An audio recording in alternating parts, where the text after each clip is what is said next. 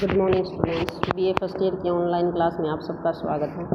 आज का हमारा टॉपिक है अक्षेत्रवाद का भारतीय राजनीतिक व्यवस्था पर प्रभाव।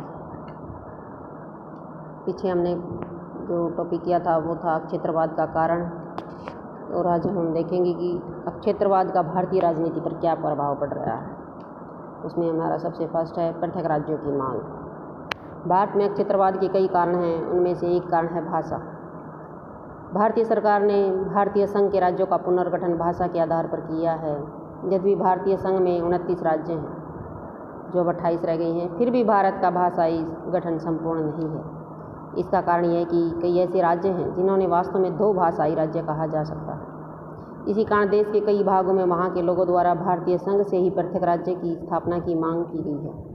महाराष्ट्र में विदर्भा, बिहार में मैथिली राज्य, मध्य प्रदेश में विंध्य प्रदेश, उत्तर प्रदेश में बुंदेलखंड, जम्मू कश्मीर में डोगरालैंड, असम में बोडोलैंड आदि द्वारा पृथक राज्यों की मांग आज भी की जा रही है। ऐसी मांगें भाषाई अक्षेत्रवाद का ही परिणाम है और भारतीय राजनीतिक व्यवस्था के संचालन को अधिक प्रभावित कर रही है। नेक्स्ट है अक्षेत्रीय राजनीतिक दलों का निर्माण। अक्षेत्रवाद ने भारतीय राजनीतिक व्यवस्था को एक अन्य पक्ष से भी प्रभावित किया। कई राज्यों ने क्षेत्रीय राजनीतिक दल भी बने हुए हैं। ऐसे दलों का मुख्य उद्देश्य अपने राज्य के क्षेत्र और उसके लोगों के विकास हेतु प्रयास करना है।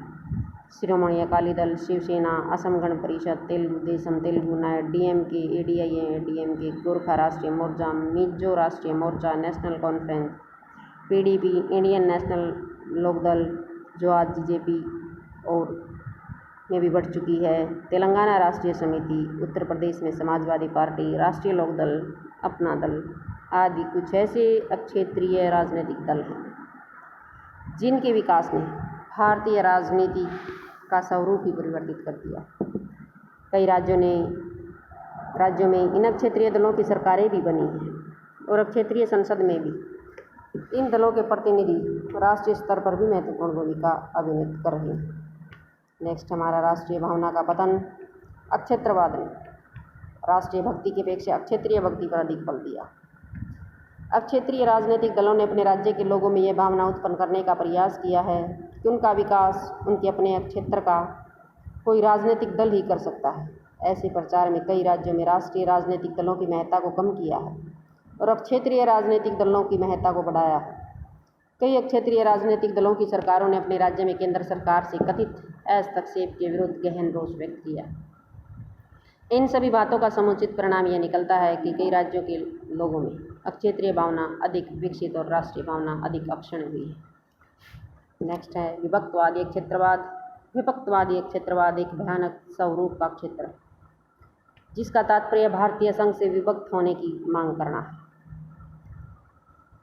ऐसे क्षेत्रवाद की सबसे पहला उदाहरण 5 जून 1960 को उस समय दृष्टिगोचर हुआ जब द्रविड़ मुनेत्र पड़गम ने संपूर्ण मद्रास में एक आंदोलन के द्वारा यह मांग की कि मद्रास राज्य को भारत से पृथक करके तमिलनाडु नामक स्वतंत्र राज्य स्थापित किया जाए। कुछ समय पश्चात डीएमके ने यह सुझाव दिया कि मद्रास, आंध्र प्रदेश, केरल, मैसूर राज्यों को भारत से विभक्त करके एक स्वतंत्र राज्य में गठित किया जाए। समय के परिवर्तन से ही डीएमके ने भी यह मांग कि भारत छोड़ने के लिए विवश होना पड़ा और 3 नवंबर 1963 को इस दल ने अपनी इस मांग को त्याग दिया। देश के कई अन्य भागों में भी विभक्तवादी आंदोलन का आगमन हुआ। उनमें से कुछ शांत हो गए हैं क्योंकि भारतीय संघ में ही उन क्षेत्रों को पृथक राज्य का दर्जा दे दिया गया है। भारत के कई क्षेत्रों में विभक्तवादी क्षेत्रवाद की भावना आज भी विद्यमान है। हमारे जो पूर्वोत्तर के 7 राज्य हैं वो भी आज भी भारत से विभक्त होने की, अलग होने की मांग करके एक नए स्वतंत्र राज्य का निर्माण करने की मांग उठाते रहते हैं और यह भावना भारतीय राजनीतिक व्यवस्था पर कई प्रकार के प्रभाव डाल रही है। अंतर्राज्यीय विवाद।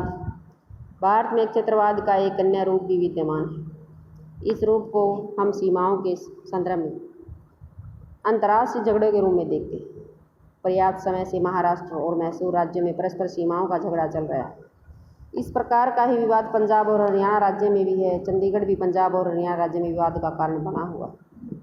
इसके अतिरिक्त अंतर्राज्यीय नदी के जल के संदर्भ में कई राज्यों में विवाद चल रहे हैं। हमारे कहने का तात्पर्य यह है कि विभिन्न राज्यों में अंतर्राज्यीय विवाद भी एक क्षेत्रवाद की अभिव्यक्ति है और ये विवाद कई पक्षों से भारतीय राजनीतिक व्यवस्था को प्रभावित कर रहे हैं। इसी में हम देखेंगे कि अक्षेत्रवाद पर भारतीय राजनीतिक व्यवस्था पर क्या प्रभाव डाला है। जहाँ अक्षेत्रवाद भारतीय राजनीतिक व्यवस्था को प्रभावित करता है वहाँ यह राजनीतिक व्यवस्था द्वारा प्रभावित भी होता है।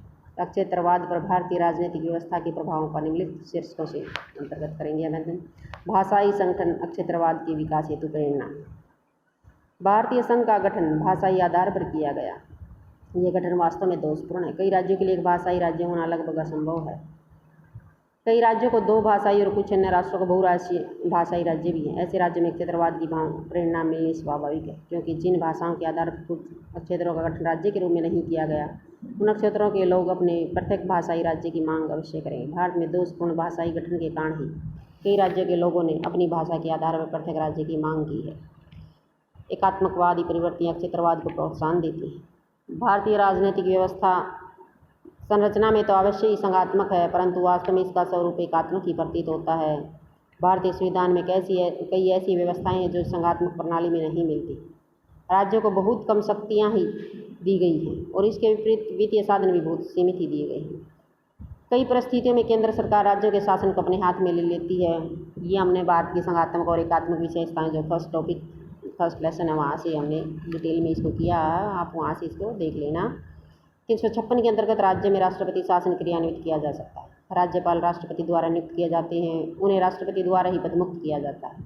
ऐसी एकात्मक प्रवृत्तियों ने भी कई राज्यों में अक्षेत्रीय राजनीतिक दलों के विकास को प्रोत्साहित किया है। इसके साथ ही कई राज्यों के लोगों के दिल में बढ़ रहे केंद्रवाद के विरुद्ध रोष भी उत्पन्न हुआ और ऐसे रोष में अक्षेत्रवाद की भावना को पर्याप्त सीमा तक प्रोत्साहित किया है। केंद्र सरकार और अक्षेत्रवाद।